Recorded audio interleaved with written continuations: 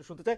Doctor Mirza Ghalib, আমি প্রশ্নটা করে রাখি, আপনি আলোচনাটা শুনেছেন। আমি আলোচনাটা আসলে এই ছাত্র রাজনীতির এই জায়গা থেকে, পেশি শক্তির ব্যবহার থেকে, মানে জাতীয় রাজনীতিতে প্রভাব এবং আমাদের রাজনৈতিক নেরেটিভটার জায়গাটাও একটু আসতে চাই। শুধু আপনাকে প্রশ্নটা করে রাখি, আপনি দেখেন গত 15 বছর ধরে, মানে এইটাও একটা পপুলার প্রশ্ন আর কি, যে গত 15 বছর ধরে ছাত্র দলের এমনকি বামপন্থী যারাই আওয়ামী লীগের বিরোধিতা করছে তাদের কিন্তু অনেক ধরনের, মানে আমি কি বলবো, নৃশংস নির্যাতনের মধ্যে দিয়ে যেতে হয়েছে। অন্যদিকে আমরা দেখছি যে যারা শিবির করতেন তারা খুবই আরামে ছাত্রলীগের মধ্যে নাম বদলিয়ে নানাভাবে ছিলেন, তারা তাদের পড়ালেখা শেষ করছেন, তারা বড় বড় চাকরি করতেছেন, তারা এখন বিশ্ববিদ্যালয়ের ভিসি হচ্ছেন, তারা নানা কিছু হচ্ছে। তো এইটাকে আপনি আসলে কিভাবে দেখেন, মানে কার আত্মত্যাগটা বেশি আসলে? মানে শিবির নিজেকে শিবির বলে নাই, না বলে এটার মধ্যে ছিল, সবার সাথে মিলেমিশে ছিল, পরে এখন বলতেছে যে তারা শিবির এবং শিবিরে অনেক কিছু করছে, মূল আন্দোলনটার মধ্যে শিবির এটা করছে। এইটা জায়গা থেকে যদি একটু বলেন ডক্টর মির্জা গালিব। খালেদ ভাই, এই ন্যারেটিভ কি আপনার, মানে আপনি এই ন্যারেটিভ বিশ্বাস করেন?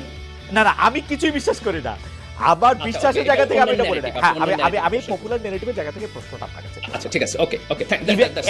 এমনকি আপনি একটু ডিসকানেক্টেড ছিলেন, এমনকি বাকি বিল্লাও কিন্তু এটা বলেন নাই, এটা আমি বললাম জায়গাটা থেকে, বাকি বিল্লাহ অন্য একটা জায়গা থেকে বলছেন। আপনি শেষ বক্তব্য নিশ্চয়ই শুনছেন।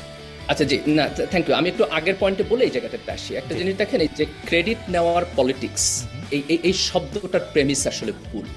এটা এক ধরনের আপনার প্রোপাগান্ডা টাইপের শব্দ। এটা পলিটিক্স হবে তখনই যখন যে যতটুকু করেছে তার চাইতে যদি বেশি দাবি করে, সে যদি মিথ্যা কথা বলে, সে যদি ইনফরমেশনকে আপনার ডিসইনফরমেশন করে। কিন্তু যার যতটুকু কন্ট্রিবিউশন, সে যদি সেইটুকুকে অনেস্টলি দাবি করে, তাহলে সেটার মধ্যে তো ক্রেডিট নেওয়ার কোনো পলিটিক্স নাই। এটা হচ্ছে একটা জিনিসকে অ্যানালাইসিস করার পদ্ধতি, এবং তারটুকু সে দাবি করবেই, এবং আমাদেরও সেটা মেনে নেওয়া উচিত। যদি দাবিটা তার কাজের চাইতে বেশি হয়, তখন আমরা এই প্রশ্নটা করব। এখন আপনি দ্বিতীয় যেটা প্রশ্ন তুললেন, যে এই আন্দোলন, শেখ হাসিনার বিপক্ষে যে আন্দোলন, তার তিনটা ধাপ দেখেন। প্রথম ধাপ হলো, একটা লম্বা সময় রাজনৈতিক দলগুলো এই ফ্যাসিবাদের বিপক্ষে সংগ্রাম করছে।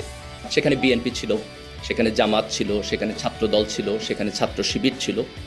এবং আপনি যদি দেখেন যে আওয়ামী লীগের এই অপারেশনের এগেনস্টে জামাত এবং শিবিরের লোকেটা কতখানি নির্যাতিত হয়েছে, তাহলে আপনি বুঝবেন যে শিবির এখানে ছাত্রলীগের মধ্যে আরামে ছিল না। আপনি এক ঢাকা বিশ্ববিদ্যালয়ে ধরেন, কতগুলো ছাত্রকে বিশ্ববিদ্যালয়ের হল থেকে ছাত্র শিবির করার অপরাধে পিটাইয়া, হাত ভাঙ্গা, পা ভাঙ্গা হসপিটালে পাঠাইছে। ইউনিভার্সিটির প্রক্টর যাইয়া আহত অবস্থায় পুলিশের কাছে তাদেরকে ধরায় দিছে।